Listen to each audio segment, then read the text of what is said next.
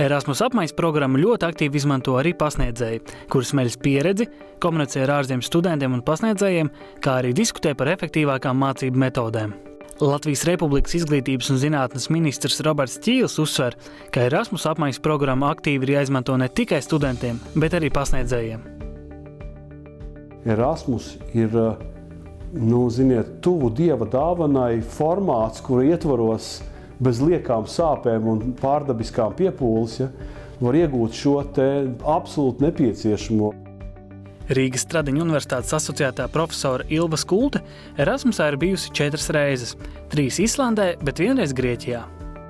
Ar tādu nopietnu taustāmu pierādījumu Erasmus liederīgumam varētu uzskatīt kopējas projektus un tālāku sadarbības attīstību. Erasmus vēstnieks, Latvijas Mākslas akadēmijas rektors profesors Aleksejs Naumovs ir aktīvs Erasmus apmaiņas programmas lietotājs un uzsver, ka tādā veidā arī tiek nests Latvijas vārds pasaulē.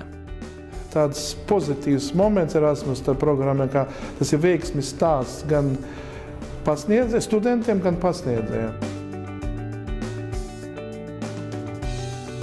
Mana tēma, kas man joprojām liekas ļoti aktuāla, ir jaunā rakstpratība. Tas tagad ir tāds jauns jēdziens, kas saistīts ar jauno tehnoloģiju lietojumu un to, kas varētu izmainīties prasībās skolām. Zviedrijā tur bija 3 dažādas lekcijas no tiem kursiem, ko es lasu Stokholmas ekonomikas skolā. Tur bija gan par antropoloģiju, gan par izpētes metodēm un arī par argumentācijas jautājumiem. Pēc cik esmu gleznotājs, bija arī tāda meistardarbs, tur, kā es teicu, mozaika, pēc tam arī bija tādi plenēri, kā faktiski ārā ainava, un tad es gleznoju un studenti gleznoju. Un vajag paspēt vēl sev uztaisīt darbu, ko tu parādi, un arī runāt, komunicēt ar studentiem. Studenti auditorija noteikti ir savādāk kā Latvijā. Katrā valstī, starp citu, ir absolūti cita kārtība, citi ritmi, cits priekšstats, piemēram, par to, kad ir jāierodās uz lekciju un kad vispār ir jāsāk lekcija. Tā skaitā arī studentu sapulcēm, piemēram, kas man kā pasniedzēja bija jārespektē, kad ja universitātē ir ģenerālā sapulce, tad man vienkārši jārēķinās ar to, ka, teiksim, 12. studenti piecelsies, lielākā daļa neizies no auditorijas. Cik grūti ir pateikt no zviedru studentu auditorijas, vai viņiem ir interesanti, vai viņi tur garlaikojas. Ja viņi sēž tādām akmeņainām sejām, jūs tur mēģināt jokot, dažs varbūt pasmāja, citi pārsvarā sēž un tā jūs vēro. Turcijas auditorijā tur bija par lietām, par ko man liktos pat nebūtu jāsmējās. Tādā ziņā, ka tas nav tik jocīgi, bet bija ļoti tāda aktīva un emocionāla attieksme. Es domāju, ka viena ir māksla. Principā vai viņa ir vai nav viens variants.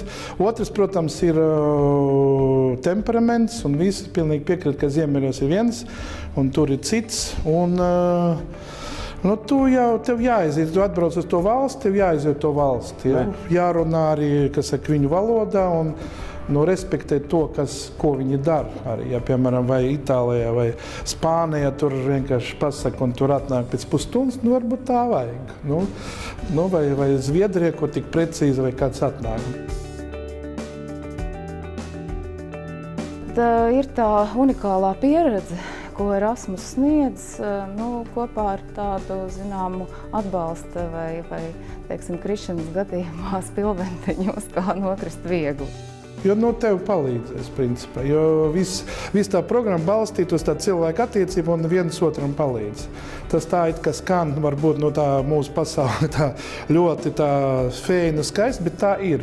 Angļu valodā tāds teiciens, tur dažādā formā, publish or perish, bija Erasmus or die. Tas ir apmēram, vai tu esi Erasmusā, vai tu nemaz nedomā, ka tu varēsi būt par pasniedzēju ilgākā laika posmā.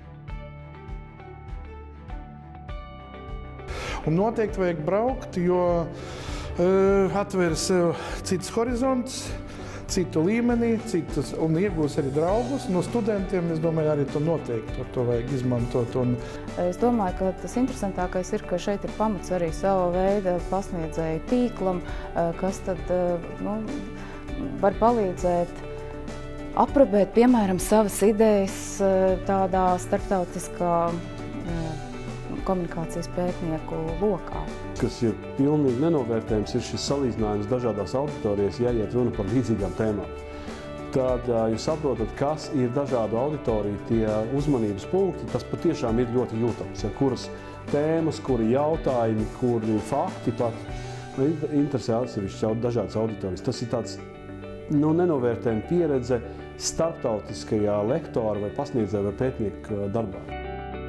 Šie ir tikai 3 no 1000 stāstu. Erasmus.